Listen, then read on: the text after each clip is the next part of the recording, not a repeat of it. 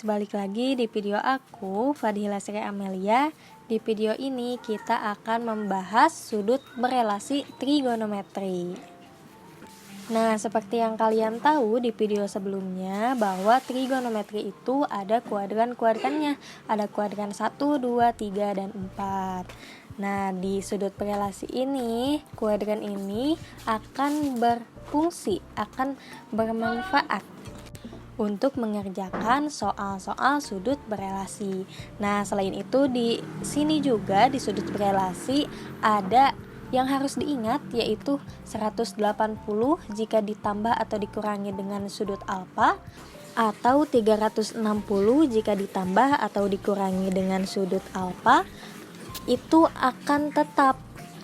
Sin menjadi tetap sin, cos tetap cos, dan tan tetap tan. Nah, namun kalau 90 ditambah atau dikurangi sudut alfa, 270 ditambah atau dikurangi sudut alfa, itu akan berubah. Yang asalnya sin jadi cos, cos jadi sin, tan jadi kotangan. Nah, gimana maksudnya? Kita langsung masuk ke contoh soalnya aja. Contohnya cos 120 derajat. Nah, kalau sudut berelasi ini kita bisa menggunakan yang tadi 90 atau 180, 270 atau 360. Kita cari yang lebih dekat dengan 120. Misalnya kita menggunakan 180. 180 dikurangi berapa yang hasilnya 120? Ternyata dikurangi 60. Jadi cos 180 dikurangi 60 derajat. Nah, yang diambil itu sudut yang ininya saja.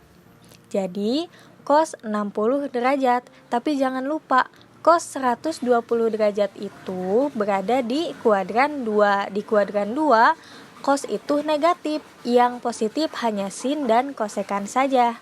Maka dari itu, di sini nilainya negatif cos 60 derajat. Cos 60 derajat berapa? Ya, cos 60 itu setengah atau 1/2. Karena tadi berada di kuadran 2, maka negatif 1/2. Nah, jadi cos 120 derajat itu sama dengan negatif 1/2. Nah, gimana kalau misalnya kita menggunakan yang 90 derajat? Nah, kayak gini. Cos 90 derajat, 90 ditambah berapa? Yang hasilnya 120. Ternyata 90 ditambah 30. Sama, kita ambil yang belakangnya saja. Di sini cos jadi sin ya. Kalau di 90 dan 270 itu pasti berubah, maka cos jadi sin. Jadi sin 30 derajat. Sama seperti tadi, cos 120 itu berada di kuadran 2, maka hasilnya pasti akan negatif. Di sini kita tambahkan negatif. Jadi negatif sin 30. Maka sin 30 itu 1/2. Karena di kuadran 2, maka negatif 1/2. Jadi cos 120 derajat sama dengan negatif 1/2. Nah, hasilnya sama-sama saja kan? Itu bebas gimana kita mau ngambilnya. Bebas gimana kita mau menggunakannya. Mau pakai yang tetap 180 derajat dan 360 derajat, atau yang berubah 90 derajat dan 270 derajat. Itu hasilnya sama-sama saja. Contoh yang kedua, sin 210 derajat. Nah, supaya lebih gampang, kita gunakan yang tetap saja.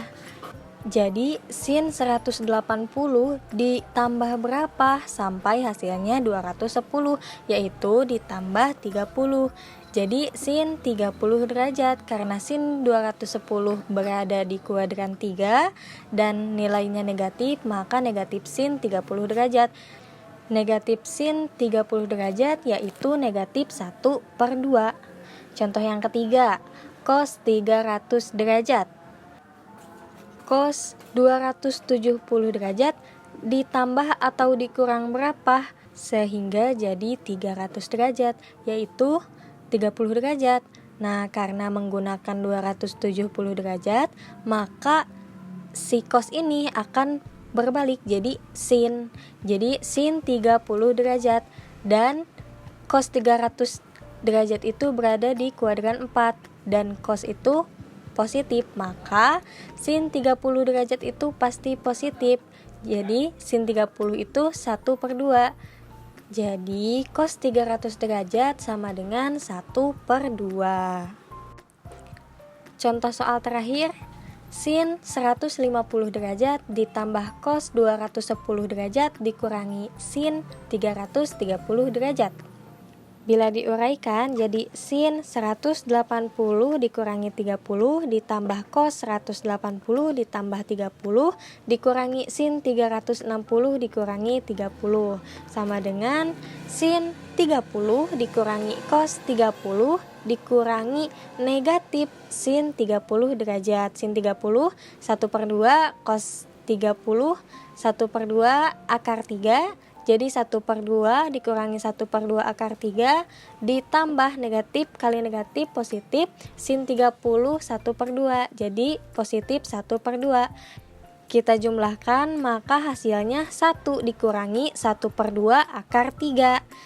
Nah, itulah penjelasan materi tentang sudut berelasi. Semoga mudah dipahami. Sampai jumpa di video selanjutnya. Dadah!